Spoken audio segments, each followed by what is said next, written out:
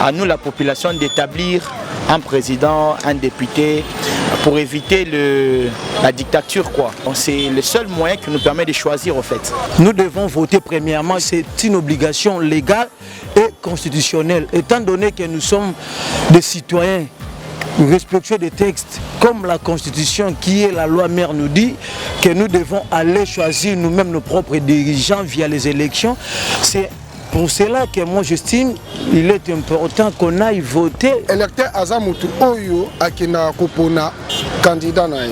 Pona ngai nazolinga vote et salama mbang to voter total pe mutu oyo toko voter ceux qui akotracele biso mboka na biso et kende penza donc na droiture ya bien. Les élections c'est un rendez-vous entre un programme et les électeurs. Donc pour voter, on ne peut pas voter les cadeaux. Parce qu'aujourd'hui, je peux dire ceci, on peut me cadonner une chaussure aujourd'hui, mais cette chaussure ne va pas faire une année ou 2 ans. On doit voter les projets, les programmes et non les noms, moins encore les appartenances familiales ou encore politiques. Tout ça là mingi na mboka na biso ozu polo ozu bassin ba pio fufu ba sali boy mais tant ba comme ne bonga ba bossa ni peuple ba bossa ni biso mdoki zaki c'est na zona ngaite ne avant na bonga wana te. On a fait tant d'élections, on ne va pas les changements, mais on ne peut pas fatiguer de faire des élections. On doit toujours continuer à faire des élections pour qu'il y ait un changement. Critère à liboso azala mwana mboka oyo azoyeba capacité ya peine ya ba congolais et non oyo azoluka azwa intérêt individuel pona ye moko ou bien oyo azoluka ko balkaniser Congo mais muto oyo azolinga ko réunir congolais de est à l'ouest au sud au nord du Congo tozala uni tozala la capacité ya soutenir mutuana ngana zo senga candidat wazano apte o ayebi ko défendre ayebi environnement o babimisi lié ba problème nango mutu ndengo na ndaza mutu to ko pesa voix po to yebi ke koto to souffrir na problème ya insécurité boye soki to tieye kuna akolobela biso na problème boye ngana zo pesa chance na candidat nyonso o ya présenter programme na ye to plan na ye. Tant on a moni qui est convaincre, c'est en ce moment-là qu'il a coupé ça y voix nangai. Mais naza ko déplorer mingi surtout na ba députation provinciale, municipale, nationale. Ba candidat oyo ba zo kita na terrain. Comme un candidat aye, bo ba ça qui jamais ba liste ba 2000, 2000, 3000, 3000, 10 000, 10 000, 10 000. Candidat yaka ka lobine loroté. Aïe kalubi bongai comme on a un télé na zamwa na bandal na zamwa na boé aïe na kabuli bambongo na ici numéro na ngai ezali super 300 combien super numéro combien donc bon ce que oyena no pesi programme c'est tant qu'il na parlement ko zala ndenge nini Pona ngai lelo oyo député rôle na ye ezoyebana te. Nos enfants bazo kanza ti député rôle na ye aye akabuli t-shirt akabuli poisson. Yango faut ministre éducation à ça l'effort cours à civisme et voilà la classe toye ba rôle le président de la République pouvoir naye et bandi awa et suki boy député pe abandi awa asuki awa député on a sabso mibeko député azoya azokabula polo azokabula Thompson on a promettre banoko sala nzela alors que ce n'est pas son travail mboka ezaka ka mbutu à cause ya biso ba électeur tozo pesa bato baza digne ko pesa biso kinyate bazo kende na bakiti wana po bazwa kaka intérêt ya famille na bango intérêt ya portion de terre na bango. Contestation c'est normal parce que les candidats qui sera élu d'abord au préalable il n'était pas seul, il y avait d'autres personnes qui étaient comme des rivales, donc du coup quand lui l'autre sort, l'autre aussi avait besoin d'occuper la même place, donc du coup c'est normal qu'il puisse ne pas être d'accord de l'autre qui est passé.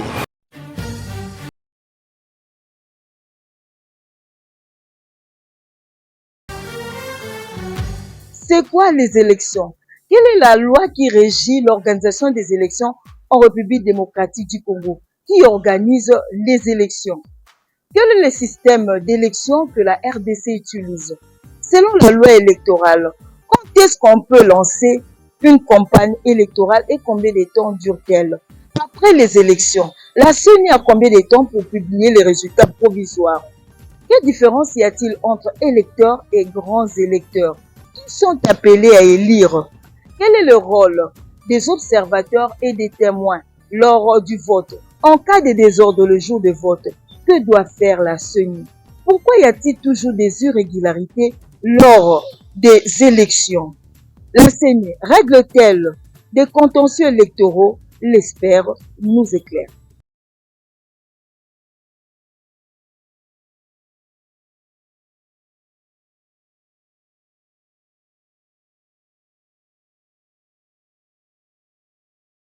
On choisit ici les candidats. Les candidats, ça peut être des femmes ou des hommes qui cherchent à obtenir le suffrage des électeurs pour les représenter à tel ou tel niveau, n'est-ce pas, de la gouvernance du pays. La loi qui régit l'organisation des élections est la loi numéro 06/006 du 9 mars 2006 portant organisation des élections présidentielles, législatives, provinciales, urbaines, municipales et locales. Laissez-moi vous dire que cette loi, depuis 2006, a connu plusieurs modifications, notamment en 2011, en 2015, en 2017 et récemment en 2022. Les différentes modifications, c'est pour chercher des améliorations en vue d'un processus électoral meilleur, notamment la promotion du genre. Et si nous remontons plus loin, en 2017, nous avons par exemple le seuil, la notion du seuil légal de représentativité.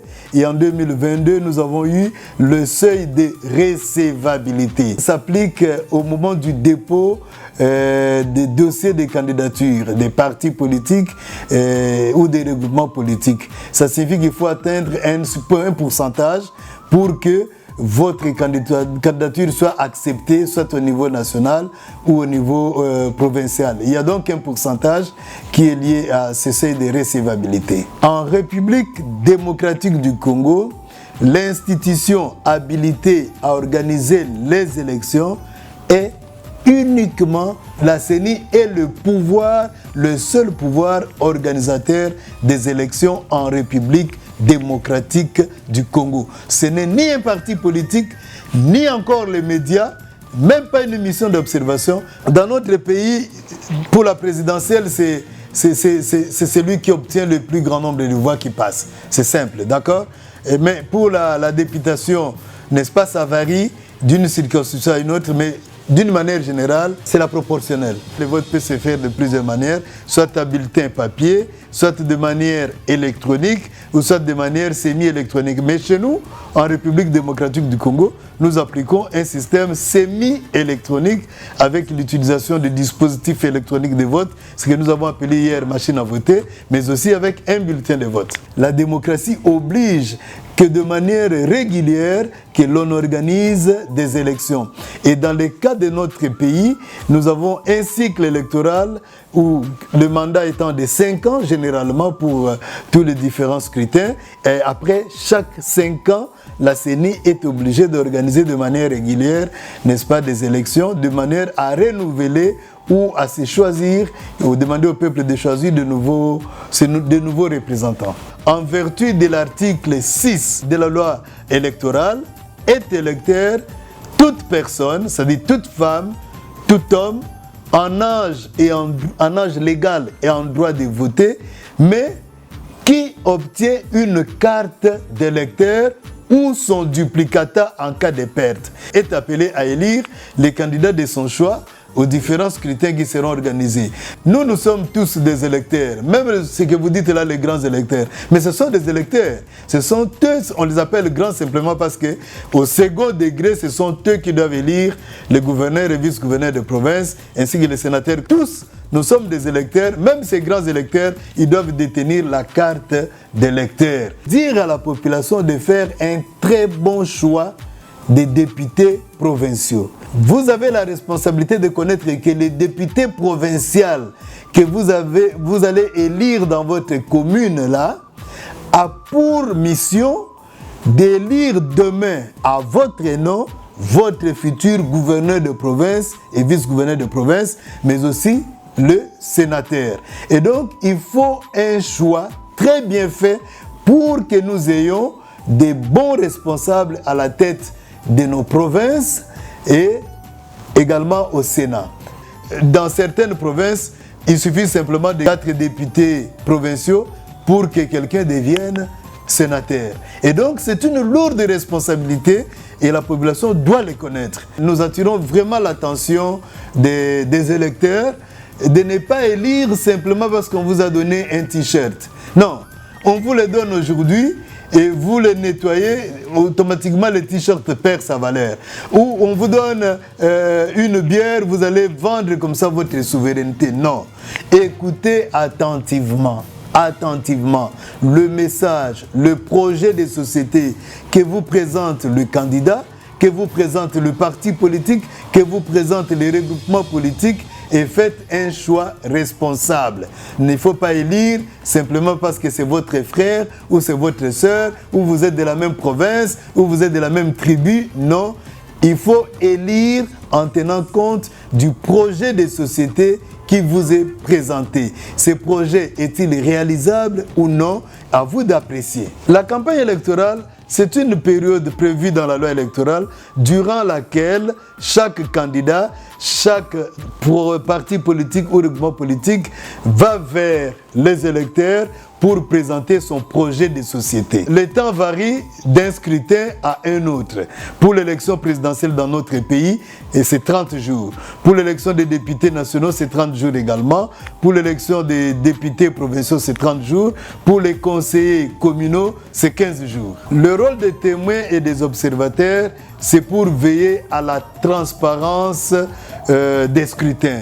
Le témoin est là comme l'œil, la bouche, n'est-ce pas, et les oreilles du candidat ou de son parti politique, et il veille à la surveillance que tout se déroule normalement. L'observateur est là, il regarde les procédures. Est-ce que tout se déroule conformément aux procédures? Et en termes simples, si on me demandait de décrire un observateur, c'est quelqu'un qui a les yeux grandement ouverts, mais la bouche est fermée. Mais il note par écrit les observations. Par contre, le témoin, lui, la loi l'autorise, n'est-ce pas, à faire valoir ses observations et que ces observations soient notées même dans le procès verbal des opérations. Le calendrier électoral rendu public par la CENI prévoit de publier les résultats provisoires de l'élection présidentielle. Ça dépend d'une élection à une autre. La CENI publie par exemple les résultats provisoires. Les candidats qui seront lésés vont devoir saisir les juridictions compétentes. Pour l'élection présidentielle, la Cour constitutionnelle, c'est les juges compétents pour connaître du contentieux de l'élection présidentielle. À l'élection des députés nationaux, pour 500 sièges, et ceux qui seront lésés vont devoir saisir également la juridiction compétente qui est la même Cour, la Cour constitutionnelle. Et pour les députés provinciaux également, ceux qui seront lésés vont devoir saisir les différentes cours d'appel faisant office de cours administratifs d'appel. Il y a des moments où la CENI peut reconnaître certaines erreurs matérielles, cela arrive, et puis la CENI est habilitée à rectifier les erreurs matérielles. En fait, lorsqu'on parle de contentieux, souvent on a tendance à voir les résultats des votes, mais non, il y a les contentieux même des listes. Peut-être que vous avez été enrôlé, votre nom, la CENI n'a pas repris votre nom sur les listes provisoires, vous pouvez regarder et faire des réclamations à la CENI. Peut-être que pendant l'enrôlement, pour une raison ou une autre qui ne soit pas fondée, le chef d'antenne ou un personnel de la CENI vous a interdit de vous faire enrôler alors que vous remplissez les conditions, vous pouvez saisir des tribunaux à ce niveau-là. Et puis il y a le contentieux des résultats, et ça c'est le contentieux le plus connu. Le jour du vote, si nous sommes tous trois candidats, moi, je ne serais peut-être pas content que l'on dise que vous êtes élu. Je dois faire une contestation. Le plus important, c'est de faire sa contestation suivant la voie juridique. D'abord, il ne faut pas que les gens créent les désordres pendant les jours de vote. Les jours de vote doivent être un jour de fête, un jour de réjouissance. Et vous avez voté, vous avez fini de voter. On vous a remis votre carte d'électeur, on vous a appliqué l'encre indélébile. Vous rentrez chez vous à la maison pour attendre calmement les résultats, le jour que la CENI va annoncer les résultats provisoires. Les témoins sont autorisés à rester là pour suivre les différentes opérations, et les journalistes aussi. Bon, ceux qui créent des désordres les jours de vote, il y a des sanctions qui sont prévues dans la loi. La loi interdit la création, n'est-ce pas, le désordre dans un bureau de vote ou au centre de vote. La loi interdit le port d'armes. C'est interdit. Que ce soit des armes blanches, que ce soit des armes, n'est-ce pas, que nous connaissons, c'est interdit. La loi va même plus loin pour interdire même de la boisson. De la boisson dans un bureau de vote. Non, c'est interdit. Allez-y, mettez-vous en rang comme toute personne et attendez votre tour pour entrer dans les bureaux de vote et opérer vos différents choix. Nous n'avons qu'un seul bien que nous avons en commun, c'est la République démocratique du Congo. Les élections passeront, mais la République démocratique du Congo va demeurer. Nous ne sommes pas des ennemis, nous sommes des frères. Gardons jalousement le territoire national de la République démocratique du Congo. Les élections est une étape très cruciale pour la vie d'une nation. Tout citoyen est appelé à participer aux élections pour se choisir des nouveaux dirigeants capables de gérer la chose de l'État. Pour y parvenir, il faut voter avec l'intelligence et non avec des sentiments. Car le jour de vote, c'est un jour de fête et non de désordre. Voter est un devoir civique. Merci de nous avoir suivis et à la prochaine.